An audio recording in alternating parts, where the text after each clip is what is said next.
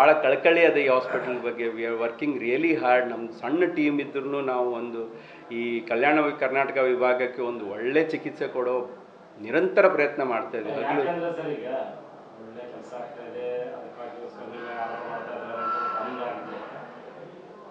ಬೇರೆಯವರು ನಿಮ್ಮ ಬೆನ್ನನ್ನ ಬೇರೆಯವರು ನಿಮ್ಮ ಗಮನಕ್ಕೆ ಸೆಳೆದೇ ಹೋಗಿದ್ರೆ ಅವು ಬೈಬ್ಯಾಕ್ ಸಿಸ್ಟಮ್ ಅಂತ ತಿಳ್ಕೊಂಡು ನೀವು ಎಸಿ ಅಲ್ಲೇ ಹೋಗಿರ್ತೀವಿ. ಇದೇನಾಗಿದೆ ಅಲ್ಲ ಸರ್, ಸಂಸ್ಥೆಗೆ ಅನುಕೂಲ ಆಗಂತ ಕೆಲಸ ಮಾಡಿದ್ರೆ ಸರ್ ನಾನು ಅದಕ್ಕೆ ಇಲ್ಲ ಸರ್, ಅದು ಏನಾಗಿದೆ ಅದಕ್ಕೆ ನಾನು ಯಾವುದೂ ಥರದ್ದು ನಾನೇನು ನನ್ನ ಮೇಲೆ ಆರೋಪ ಬಂದದಂತಲ್ಲ. ಏನಾಗಿದೆ ಅದು ಒಂದು ರೀತಿಯಿಂದ ಒಂದು ಹಂತಕ್ಕೆ ಬರಲಿಕ್ಕೆ ಒಂದು ಮದತ್ತಾಯ್ತು ನನಗೆ. ಸೊ ಯಾವ ರೀತಿಯಿಂದನೂ ತಪ್ಪು ಆಗದೆ ಇರುವಂಥ ಒಂದು ನಮ್ಗೆ ಈ ಕೆಲಸದಾಗ ಒತ್ತಡದಾಗ ಒಂದು ಸ್ವಲ್ಪ ಇನ್ನೂ ಹೆಚ್ಚು ಕಮ್ಮಿ ಆಗಿರ್ಬೋದು, ಇಲ್ಲಂತಿಲ್ಲ.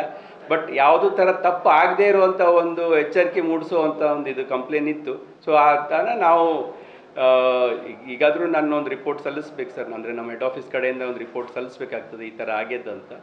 ಅದಕ್ಕೆ ಏನು ಕ್ರಮ ತಗೊಳ್ಳಿ ಸರ್ ಅವ್ರ ರಿಪೋರ್ಟ್ ಪ್ರಕಾರ.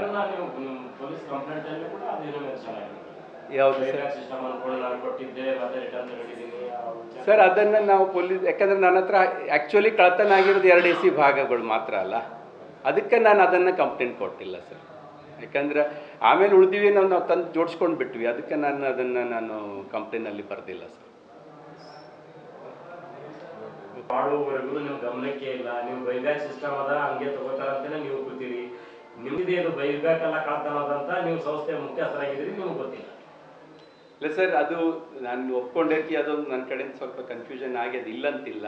ಬಟ್ ಅದನ್ನು ನಾವು ಮತ್ತೆ ಯಾಕಂದರೆ ಯಾವುದೇ ವಸ್ತು ಈಗ ನಾಳೆ ದಿನ ನಾವು ಅದನ್ನು ವರ್ಕ್ ಆರ್ಡರ್ ಪ್ರಕಾರ ನಾವು ಬಿಲ್ಗಳು ಅದನ್ನು ಇದು ಮಾಡಬೇಕಾದ್ರೆ ಮತ್ತೊಂದು ಪರಿಶೀಲನೆ ನಾವು ಮಾಡಲೇಬೇಕು. ಅದು ಆಯ್ತು ಸರ್. ಈಗ ನೀವು ಅದನ್ನು ನಿಮ್ಮ ಆಫೀಸಿಗೆ ನೀವು ಇದನ್ನು ಕ್ಲಾರಿಫಿಕೇಶನ್ ಕೊಡಬೇಕು, ಕೊಡ್ತೀರಿ. ನಾವು ಮೀಡಿಯಾಕ್ಕೆ ನಾವು ಕೊಟ್ಟಿರ್ತೀವಿ, ಮಾಹಿತಿ ದಾಖಲೆ ಸಮೇತ ಕೊಡ್ತಾ ಇದ್ದೀವಿ. ಯಾವ ದಿನ AC ಹೊರಗಡೆ ಹೋಯ್ತು, ಯಾವ ದಿನ AC ಒಳಗಡೆ ಬಂತು ವಿತ್ CC ಕ್ಯಾಮ್ರಾ ರೆಕಾರ್ಡ್ ನಿಮ್ಮ ಹತ್ರ ಇದೆ. ನೀವು ನಮ್ಮ ಎದುರುಗಡೆ ಪ್ರೊಡ್ಯೂಸ್ ಮಾಡಕ್ಕೆ ಹೇಳಿದ್ದೀರಾ? ಸೊ CCTV ಎಷ್ಟಿದಾವ ಗೊತ್ತಿಲ್ಲ, ಹೋಗಿದ್ದು ನಾನು ಅದು ಕಾಳದಾರಿಯಲ್ಲಿ ಅಂತ ಹೋಗಿಲ್ಲ.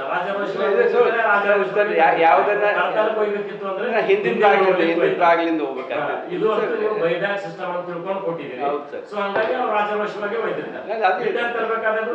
ಮೇನ್ ಎಂಟ್ರೆನ್ಸ್ ಇಂದಾನೆ ಬಂದವು ಸರ್. ಯಾವ ಏನ ಫುಟೇಜ್ ಸಿಗ್ಬೋದಾ ನೋಡ್ತೀನಿ ಸರ್. ನಮ್ಮಲ್ಲಿ ಏನೇ ನಾವು ಅದೆಷ್ಟು ಕೊಟ್ಟು ಬಿಟ್ರೆ ನಿಮ್ಮ ಪರವಾಗಿ ಆಗ್ಬಿಡ್ತು, ಬೇರೆ ಪ್ರಶ್ನೆನೇ ಬರೋದು.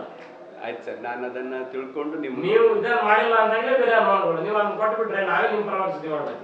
ಇದೇನಿಲ್ಲ, ಅವ್ರು ಬೈಬ್ಯಾಕ್ ಸಿಸ್ಟಮ್ ಕೊಟ್ಟಿದ್ದಾರೆ, ರಿಟರ್ನ್ 2 ದಿನದಿಂದ ರಿಟರ್ನ್ ತಗೊಂಡಿದ್ದಾರೆ ಸರ್. ಆಗಿದ್ದಂತ್ರೂ ಅದೇ ನಿಮ್ಗೆ CCTVಯಲ್ಲಿ ಏನಿದೆ ನಾನು ಮಾಹಿತಿ ಹುಡ್ಕೊಂಡು ಇದು ಮಾಡ್ಕೊಡ್ತೀನಿ. ಯಾವ ಡೇಟಿಗೆ ಹೋಗೋದಂತ ನಿಮ್ಗೆ ಗೊತ್ತಿರ್ತದೆ, ಕಾಂಟ್ರಾಕ್ಟರ್ ಗೊತ್ತಿರ್ತದೆ, ಸರ್.